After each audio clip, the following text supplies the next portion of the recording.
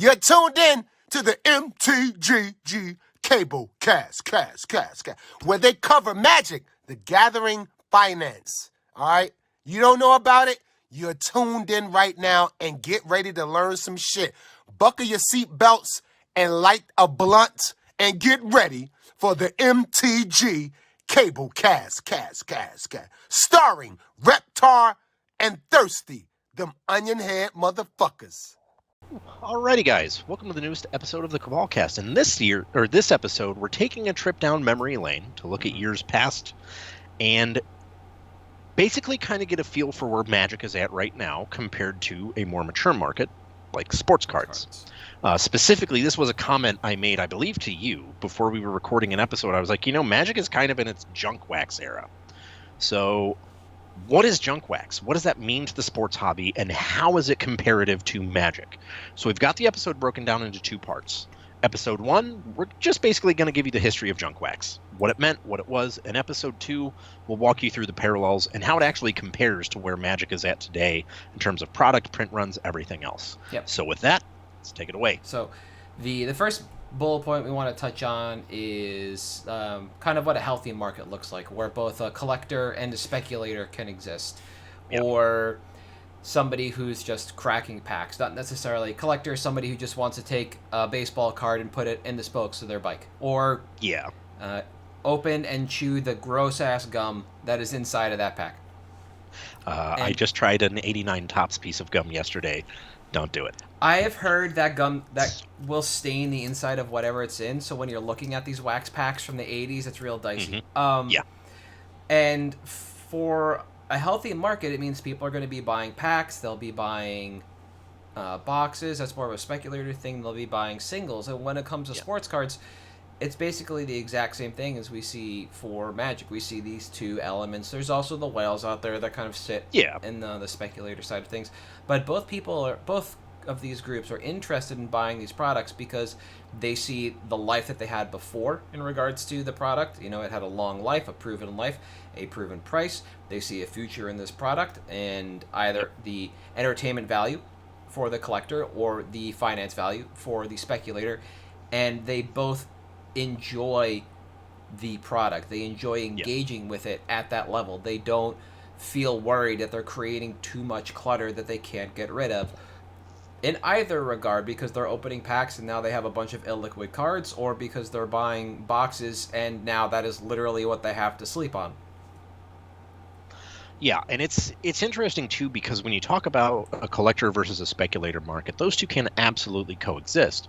The biggest part that allows that to happen, and this is, touch on this later in the episode, is the supply that's available. Yep. The amount of product that's there. Is it at an appropriate level where investors and speculators can healthily coexist?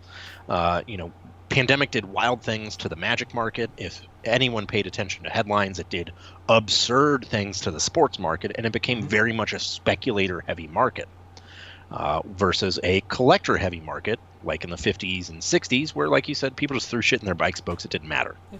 Whatever, it's our cards. Yeah. That's just what you did. And finding that happy medium is what's really, really important. And that's something that for a while the sports market kind of struggled with. Yes. So, basically the junk wax era is loosely defined as mid to late 80s to, depending on who you ask, mid 90s to early 2000s was when things really started coming back to earth. And that's really where it got out. Now, interestingly enough, during that same period, Magic obviously existed and started exploding in the mid to late 90s. Yep. That was also the time where, as I'm sure you remember, you had a card game for everything. Yes. Monty Python and the Holy Grail, I still have the cards. Shadowrun, I just bought some sealed starters. Great game. We're on our second or third iteration of Dragon Ball. Oh my God, right? Yeah. Star Trek, I believe, had a game. And yeah, Star Wars had 2 or 3. Yep. My absolute favorite was the Wheel of Time got a card game. A book series nobody gave a shit about at the time got a card game. Yep. So the start of the junk wax era, if you talk to people that are like real history buffs about this stuff will actually cite that this is like another baby boomer problem. But in reality, the more I dug in, it just seemed like this kind of like problem that could be cyclical, because it seemed like it was nostalgia fueled. And we've talked about this in regards to the reserve list, especially during the old school boom. People that were kids that might have seen these cards or had them, treated them poorly, forgot about them, came back from college, saw they were thrown out, now had the money to go back and buy in to what they remember as their childhood. There's this nostalgia push to buy those cards from their childhood. Those additionally, you also saw a surge, and this is more of a baby boomer thing, of like easy bake ovens and crap like that. That's tangential, but also a little parallel. And so when they go back and they buy these cards from the 50s and the 60s, they have to pay more. Okay, so now we see the price increased. So now, as we are in our late 30s, early 40s, we're having kids, we're investment minded, we can instill that value upon our child. Hey, when I was a kid, I had this stuff, I treated it like dirt, I've come back round, I had to spend a lot of money on it. There's money in this market, because my view of it is very small and naive. So buy in, treat your stuff well, and it will pay dividends in the future. Meanwhile, dad's just stocking every closet in the house with cases and sets for every fucking year. And this kind of begins this junk wax era, which is, if you want to break it down a little more, Gen X has imparted upon it by the baby boomers this financial mindset of, when I buy this product, I have to keep it pristine, I have to keep it for the future, and I can open as much as I want because it'll all be worth money later on. And the thing, that was the correct mindset for back in the 60s and 70s, because back then stuff was so short printed, you literally had 3 sets of tops. That was your baseball. You had top Series 1, Series 2, high numbers. That was it. That was all you had. You had 1 set of Fleer, and you had 1 set of Bowman. That's 5 total sets. When there's only 5 sets, and that's it, you can actually collect that. There's not an overflow of product. Now, when you get into the 80s and 90s, you start to get Don Russ. You start to get Fleer, Flare, Upper Deck, Leaf, Tops, Bowman. And then, in the late 80s to early 90s, it explodes. Top Stadium Club Chrome, Bowman, Bowman's Best, Bowman's Finest, Tops Chrome, everything. There's a million sets, and they're hitting you constantly. And it was this inundation of releases where you started to hit the junk wax era. I'm sure everyone over the age of 30 remembers that King Griffey rookie card. Everybody had 5 of those things because they were in the pre-made packs that you could buy. Yeah, I wasn't well enough prepared to have this son of a bitch. But here it is. Yep. There it is. You still have it. That was everywhere. And at the time, the market was buoyed by hype, similar to the pandemic. We didn't realize how much this stuff was being produced. Granted, Upper Deck, if you look into it, it's awesome. They have a very sordid history of overproduction, so that's kind of an outlier. But and they have been asked by the NHL to not make cards again. And it was interesting because you did have prices kind of buoyed by all this hype. You had the Michael Jordan batting practice card. It was like $20-$30. Yep. When it first came out, it was like $50, and then there were all the ones of him taking interviews on the field, stuff like that. Held a lot of value. And that was because the market was so propped up by hype. The problem is that when a market is propped up by hype and has no substance, long-term the values aren't there. Yep. As I told you before the episode, I remember very clearly I got the first Bowman of Orlando Hernandez, El Duque, when I was a kid, and it was like a $150 card. I thought it was insane. Yeah. That's like the equivalent now of about a $700 card after you convert for inflation. But it was wild. The problem is, so much of that stuff was produced that outside of high-level graded copies of a lot of those cards, they don't retain value. Long-term, it's just not good. And you had this kind of obliviousness in the industry where you could look around and you could see that this was untenable. Mm-hmm. This is unprecedented in the industry. You've never had anything happen like this, but you have to recognize there's no way this can continue. We can't keep producing this many cards, this many sets, and have the game or have the cards retain their value. Yeah, this is what I was mentioning before, which is just this naive mindset. Nobody really seemed en masse to apply a scarcity model to what they were talking about, or what they were looking at, rather. So they were just buying in and buying in and buying in, and when that meets unchecked capitalism, now your people want to get into the market. You see the boom in companies, you see the boom in overall product quantity, and now you have an amount of product that just saturates the market so completely that in the next year, the previous year's sets are still sitting sealed on the shelf. They're not moving.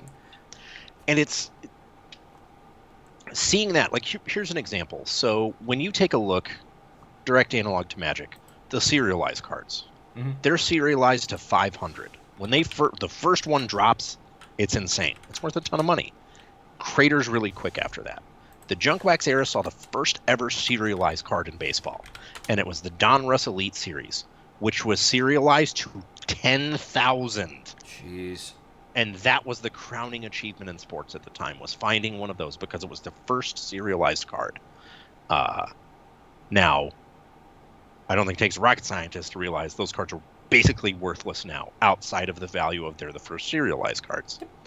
That's kind of what's happened with serialized cards in Magic. And we're now to the point in the sports market where even if a card, there's only 100 copies, it's still only $3 to $5. And that's, when we talk about the prices, the long-term impact of that. Because so much overproduction was done back then that even at lower level productions now, you're still impacting prices. Yep. And because the thing is, it's a race to the bottom. You've got to continually outdo yourself. What's the next cool thing? What's the next cool thing we can do? How can we improve upon the One Ring? What's the next cool thing for people to chase that's not the One Ring but is cooler? And that's kind of the problem that you put on yourself by just trying to outdo yourself as much as possible, as quick as possible, and cranking that product out. Now, again, prices were solid. It was similar to kind of what you see now in Magic, where it's, hey, you've got your staples, your blue chips, just churn them. Churn them as much as you can. Your investments are your old pieces, your mantles, your maze, stuff like that. So yeah, some of the weird one-offs. This is an interesting thing you'll see in sports cards. If you see a player that is not in uniform, they are in plain clothes, that is because the company did not actually have the rights to get their uniform. Yeah, to get the uniform basically through the league. So in my hands is a Mariano Rivera rookie card, 92, graded at a 96 by SGC. Nice 9. Right? My dad bought this for $150. The original price tag is still on the back. Yep. And on eBay, this thing goes for PSA 9s like 120, 10 is closer to 250, and 1 that is 10 signed by Rivera goes for about 350. We are just about now recovering back to the price that my father purchased this for almost 31 years ago. Yeah. It doesn't feel good. No, not at all. It doesn't. And the thing is, obviously, it's a different game, literally, than Magic is. But this is when you had an absolute explosion of interest in the market as well. You had national card shows setting up. You were traveling across country for this stuff. Everyone and their mother. This was, if anyone's watched the Golden documentary on Netflix about Golden collectibles, Golden was hawking crap on Home Shopping Network that was sports related, be it the 24 karat gold Michael Jordan cards or Cal Ripken cards or whatever. That's where he was during this, because sports had attained such a high level of exposure, a high level of mass marketability, that it was in every single house. Yep, and this kind of cottage industry popped up around it, where you could support it with memorabilia and tchotchkes. Cards themselves created an ecosystem with stores, various marketplaces, eventually online. Yeah, and to their credit, a lot of these manufacturers understood that the hobby shop was the lifeblood of their product. And at the time, it was very good to be a hobby shop because you could order direct from the manufacturer as well as distributors. Yeah. You had plenty of product to choose from. And outside of a few products, you had plenty of the product in stock. It made it really cool because you could go into any store and you knew exactly what they would have usually. Yep. Not as far as singles, but as far as sealed products. Yeah. Which feels really good for a vendor because I know whatever customer comes in, I can provide them with a product. Yep. The problem that you run into is as a vendor, if I know that these prices are off or this is untenable or something, I have to tell you with a straight face, you should buy this product. And that can be difficult. Some people were great at, some people were just oblivious, didn't care, didn't realize, whatever the case may be. They were just like, yeah, whatever, who cares? Yeah. And it was okay for a collector because you got the cards you wanted. And if you literally just wanted, I don't want the high value card, I want the Juan Gonzalez or Ivan Rodriguez, I just want their cards. Yep. It was a good time for you. Do that. Absolutely. That stuff was everywhere. That's kind of the problem. That stuff was everywhere. We've hyped on scarcity in the marketplace, and anytime we do picks, what's one of the things we highlight? How many are in the marketplace? Yep. This was, on the surface, it felt good to be a collector at this time. It felt good to be a vendor at this time. Yeah. But like you said, it was that naive mindset of almost the wool pulled over your eyes, where you don't recognize that this feels good really now, or like really good now, but in like 6 months, it's going to be terrible. Terrible. Absolutely. Yeah. It's going to feel so bad. Yeah. The industry around this was really interesting because we got Beckett during this era, the Beckett pricing guide. Yeah, Beckett price guide. Yep. Which basically ran, or rather set the marketplace, set the prices. And similar to Scryer and Quest later on down the line. And it also helped the collector determine not just what card they want to pick up, but what version too. Because as you mentioned, as we go through this process, more companies enter the market. More companies are creating their own cards, which means you want to pick up somebody's rookie card. Cool. You have 6, 7, 8 different variants just at the base level across all those 8 companies. Yep. And then you have different versions from within each of those companies. So you could pick the look you wanted. You could stick with just one company. Or you could do what some people did, which was buy complete season sets. Yeah. You want all of Topps 88. Cool, you can do that. You can just buy a one row, basically, factory sealed. So what are they called? Factory sets? Yeah, factory sets. You could go to Target and buy it. Yeah. That's how everywhere they were. And there's just iconography on it. It's direct from Topps, sealed in their saran wrap. Shrink wrap. Or shrink. Yeah. And it was folded saran wrap, yeah. Whatever, yeah. And you just fold them away. And it was accessible. And again, it felt really good at the time. But something we've harped on from the beginning, and we laid out in like one of our first 4 or 5 episodes, was we want to be smart about this, and we're going to tell you what we think is smart. We're not here for the quick flip. Sometimes we are, but we want a healthy marketplace. And this was not a healthy marketplace at that era at all. Not at all. Imagine, and this probably happened to more than a few listeners or viewers, you show up to a Grand Prix or a MagicCon or whatever, and it's in your area, and you haven't played in a few years, and you're like, man, I got these Emrakuls, I got these Ulamogs, I got these Shocklands. These Shocklands were $20-$30 at one point. I'm going to go sell them. So you show up and you find out, oh no, these just got reprinted for the 4th time. Mm-hmm. Your $30 Watery Grave is now $8. That doesn't feel good. No.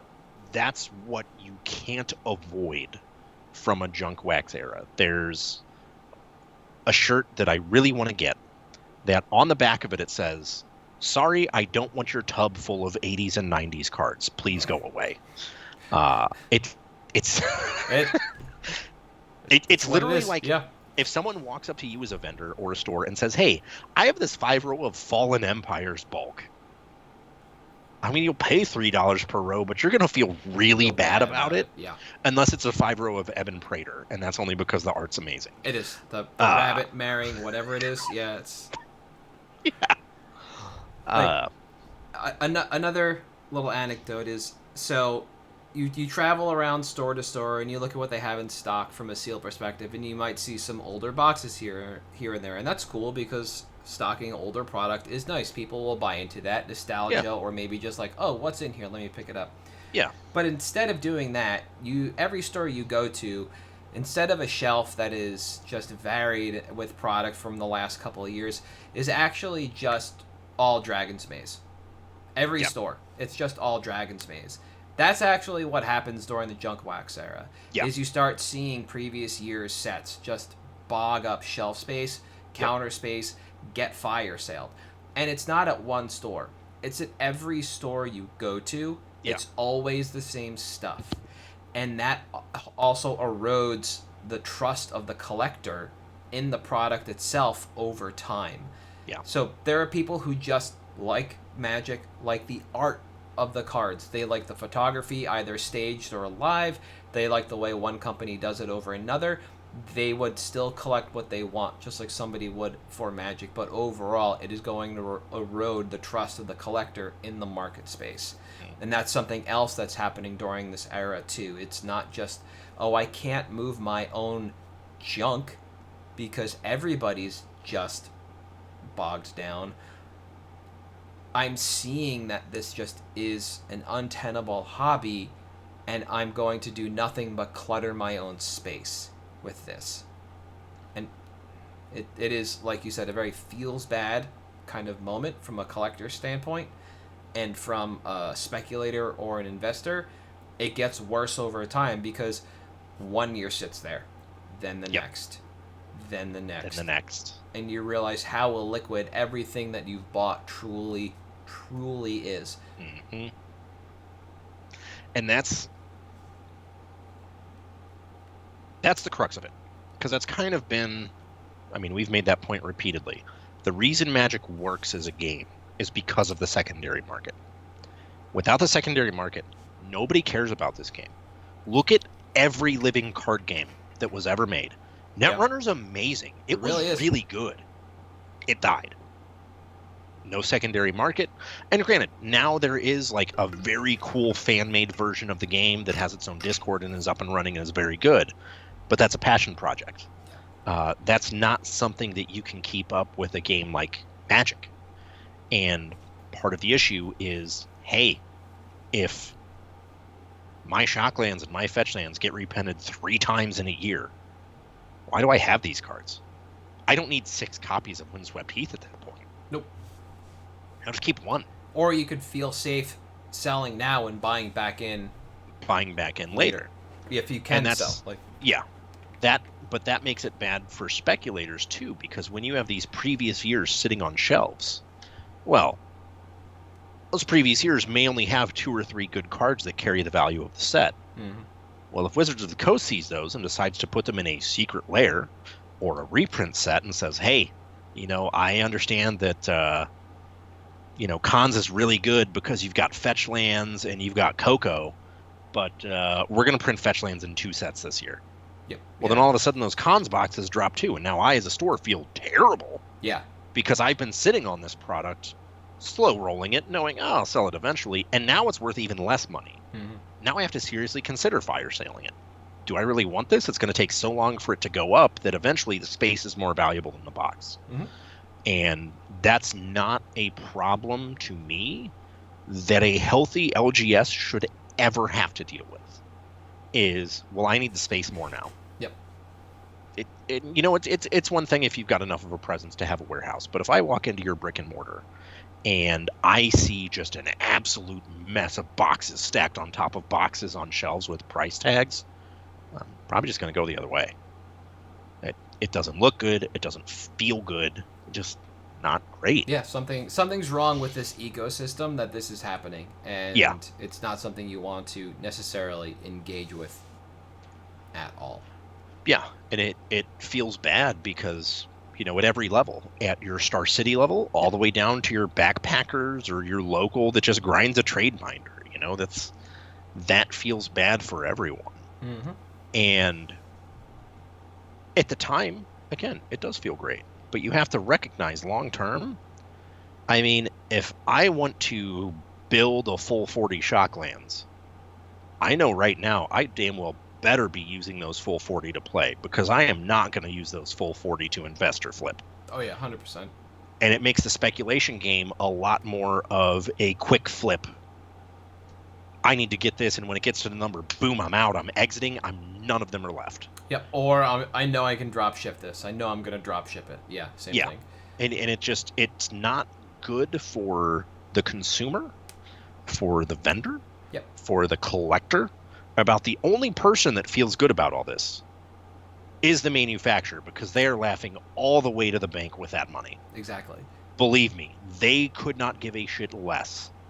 But man, are they getting all that money all the way to the bank. Yeah, and this is primarily an episode in Historics, but we're also seeing this kind of cycle up again. One of the things that brought us to this as well was there was an article that went by, I think in January, that we've been holding off on.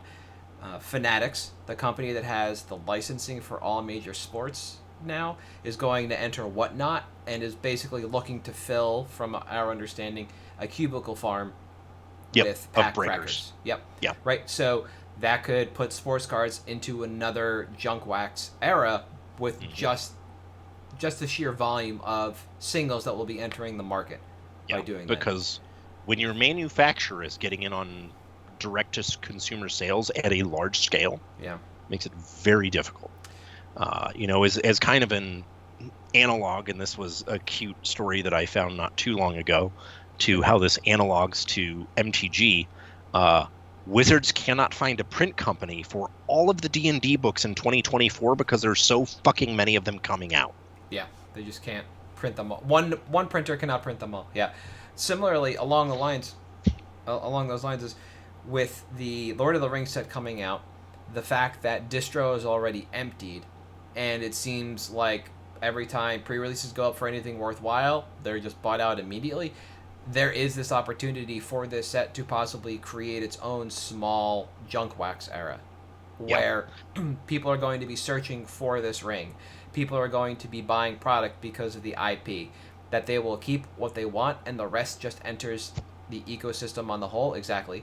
So in 6 months, when we get like the special edition packs or whatever it is, the pseudo double feature set, as the collector booster some of our special patrons edition have put it, that there's the opportunity for the set to have already been ground down into the earth in terms of price, and thus those packs will literally be wax surrounding junk.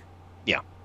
I mean, it's literally, look at the price trajectory on anything in a serialized set and compare it to, because we have had it recently, similar sets that don't have serialized cards. Yep. The open rate is drastically higher on those. The value of the non-serialized cards is drastically lower. It's not a good feeling.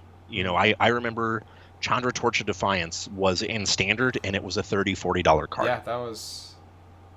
Outside of Meat Hook Massacre, I cannot remember the last time we had a card that was played in Standard that had a sustainable $40 price tag at the base.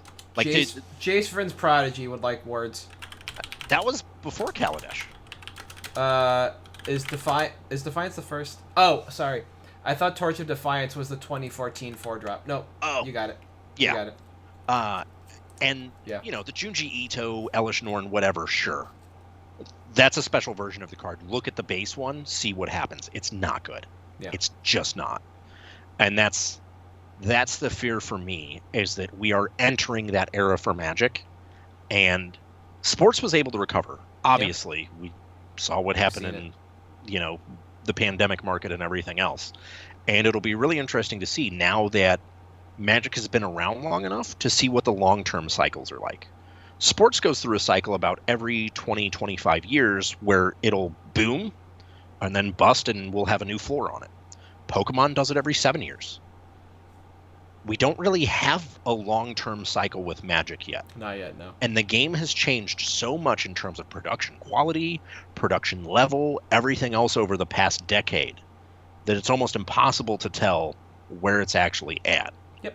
But my fear is, based on where we're at now, we are in the junk wax era of Magic. Yep. One of the articles that'll be going along with this from Cardboard Connection we'll actually step through how sports cards got out of this era and a bit Yeah. of the history. And when you just look at how long things took in sports cards from the 50s to the junk wax era to where we are now, like the pullout and what they're Yeah. doing, it actually begins to parallel Magic's release, the old school boom a couple of years back, Yeah. and the introduction of serialized cards. And when you start looking at that, it's like the same blueprint, just shifted, 30 years, Yeah. 40 years. It's the same thing, and they don't seem to know what they're doing, even though there's literally a direct example of this happening in cardboard before, and they're just like, whoop, wool over the eyes. We don't give a shit. We're going to keep going. Yeah. Another good question about the Lord of the Rings set is how many unique variants of each card there will be. Right now, we know there are 9 Nazgul, I believe. Yeah. And they will all appear at the same frequency as all of the others. Yep. So, I would suspect that more people will be collecting all 9 Nazgul, more so than just one particular art. This is less hymn to Turok and more like the Junji Ito kind of stuff. And so I wouldn't quite worry about going tall on one particular version, but it is, if the Nazguls have 9 variants, and there's how many different versions of the ring? Elven, Dwarven, Human. There's 4. Can't remember the others, but yeah, something like that. Yeah, somebody who knows Lord of the Rings will get it. So 4 for those soul rings, at least. Is every card going to get 4? Is every card going to get 9? Is it going to be a mix? And then what happens inside the set when you're trying to chase other things? What do open rates look like? And a lot of this just kind of leads to the idea that this could be a micro junk wax era. The feeling was there when they announced the 1-of-1 ring, because people were just going to buy into the set chasing just it. To open and hope for it. Yeah, so it seemed like there was just going to be a glut of product on the market anyway. But then the more we got about this set, the more people really enjoy what they're seeing, the more it appeals to the clients, the more it seems like this is just going to get, like I said, opened to such an incredible rate that the prices of cards will ground down into the earth, looking for the 1-of-1 ring, and people just buying whatever they can for whatever reason. They want to crack packs to finish the set, which is probably going to be something that happens here. We're probably going to get a lot of that, and not just because we have the cool panorama art, but because this is looking to be a very flavorful set. We just got the card for Bill the Pony. Yeah. Who knew that was going to be in here? We got the food token for, how do you pronounce the spider's name? Shalab? Yeah, Shalab. Shalab. And I don't think we have that card yet, but we know the food token is a humanoid covered in webbing. That looks really cool. So there's a lot of opportunity for people to just, for any number of reasons, buy as much product as they can get their grubby little hands on. And at the end of the day, cool. That helps WotC. That pushes this company a little bit further. Yeah. It helps everybody playing the game, because eventually the prices on this stuff will drop. So everything's reasonable. There's no reason why, the 4-color Aragorn, I think, is the second most expensive card in the set right now, with discounting the 1-of-1 ring. Naturally. One of the alt arts for 4C Aragon is the second most expensive card in the set at $60 or $90 somewhere in there. That'll drop when everybody on this planet who's interested in this IP buys into this game to just crack packs for the art. Yeah. And I think the tinfoil hat time. Okay. If I'm Wizards of the Coast, I know exactly which box that 1-of-1 ring is in. Yeah. I'm not releasing it yet. It's set aside. I know the case it's in. It'll go out eventually. But right now, it's going to sit there in that warehouse until there's enough hype and we've sold enough of this that it's all free. And that's when it gets released. All right. Tinfoil hat. But that's it's a really big tinfoil hat, because a lot of people have the same idea, because the fact of the matter is, if it was truly left up to randomness and put in any unique print wave, like the fucking Ark of the Covenant, just pushed into the warehouse and nobody knows where it goes, then it's just gonna end up sealed forever in somebody's like back catalog, and that is exactly the wrong optics for this. It's especially as sports cards have exploded, there's a few breakers that get a lot of really hard to find stuff, and someone crunched the numbers on how like much they would have to open, how much they would have to spend for all that, and it's incredibly unlikely. So the belief is just that the manufacturer is giving them the boxes with the good stuff to sell more product. But I digress. I don't believe that the initial idea is to tinfoil Hattie. I honestly agree with it, because I think that would be absurd if, to me, I would like it in the second print, or I don't want to say the second print wave, but like some after pre-release weekend. Yeah, after pre-release weekend, not even release weekend. I mean, I remember for last set release, there's a new misprint group that's, for serialized nonsense in the misprint group family on Facebook. And there's some people that tracked how many of them were open. 10% of all serialized cards out of the set were opened on pre-release weekend. Yep. That's absurd. Yeah. So I agree with everything you're saying about the tracking and everything like that. As far as the timing goes, I also believe that it's fine to let them sit on it and wait, because you can just milk the fan base, but I do think people are going to get tired after a while, and so you're going to have it out there eventually. Yeah, just put like a natural end to the hunt, so to speak. Yeah, and let them kind of let the set cool on its own, and I think that'll be a fine way to end it. But yeah, otherwise I 100% agree with that, because that would be fucking ridiculous. Or if it went to somebody who was just cracking on Whatnot or something, like. Keenan's gonna open it, I bet. Yeah. Wild. I think the last bullet point we had, we kind of danced around it a lot, is like, this is, as far as the junk wax area is concerned, we are looking for sports cards. We're looking at vendors or collectors, right? Is that a good spot for anybody to be in the junk wax area? And I believe it's a resounding no on both, right? Yeah, it feels good at the time, but if you know anything about what you're doing, you know it's bad. Yeah. Now, we danced around that a lot. The other element of this bullet point that we have is this is a good place to be for players. Now, when we look at Magic, and I think for me, it is what I said, which is just it is better because the prices are more amicable. They are a lot easier to reach. The barriers to entry for multiple formats can drop. The more WotC does this stuff, the more product they print, which does help the avenue of the game that people believe is really the push, which is still organized play. Yeah. But at the same time, that does have issues rolling up, which is just if consumer confidence erodes, less people buy product overall. That then impacts WotC, which immediately impacts prize purses for the WotC run events, which means we get into that whole ball of wax again of like, well, we don't have the money. It used to be $1 million, and somewhere along the lines we lost it all, so now it's only $750. Yeah. And that, I believe, is terrible for the game from a play perspective only. Yeah.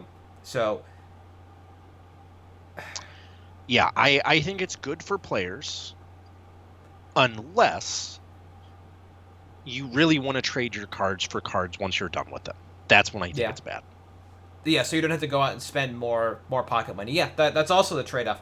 When you're just looking at this as like, oh, well, I'll just buy my singles that I need. Everything's more attainable because it's cheaper. That is absolutely true. But that means now you're creating your own junk. Again, like, that's it. You just have junk. You can't move it. The dumpster is your best friend, and that is how you are dealing with cards as they rotate out of formats. They rotate out of your domicile and into the garbage.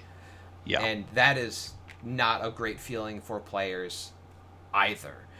No. And so there is an upfront cost. There is a sunk cost to this. So it's just like you can take the good with the bad, but know that the bad is definitely there, and it could be really impactful from a tournament perspective.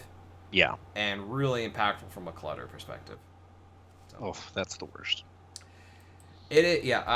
Man. Rotating anything out of standard is the worst at this point in time because Pioneer is just extended. Yeah. So basically. what's good? I don't know. So I just gotta hold a bunch of crap for like 6 months until Pioneer. Yeah, exactly. It's like 6 months to 2 or 3 set releases, and then I just start grooming my backstock and paring it down. And boy, does that take more space than I would ever want it to as a player. And it just keeps accruing because what happens if they make a new format? Or what happens when they make a new commander that works really well with Alurin? And the silly part is that it's legacy playable at the end of the day. Yeah. It's like, cool, we don't just need Uro to combo off or to buy time with Alurin. We have this great 4-mana commander in our colors. What? Thanks. But it's a difficult episode to film because I really just want to steamroll right into how this problem was fixed. Yeah. But we're gonna have that's a long episode. It is, and we're gonna have to stop here for this week, and this is the end of part 1 of discussing the junk wax era in sports. Next week we will continue to discuss that. We will discuss what a number of companies did to alleviate the pressure placed on the marketplace, and discuss WotC and possible solutions to a problem that they are creating. Yep. So, until then, we are MtG Cabalcast on Twitter, Facebook, Patreon, and YouTube. If you want to reach me on Twitter, I am at HaltIamReptar. You are at Thirsty Sizzler. And we'll see you next week.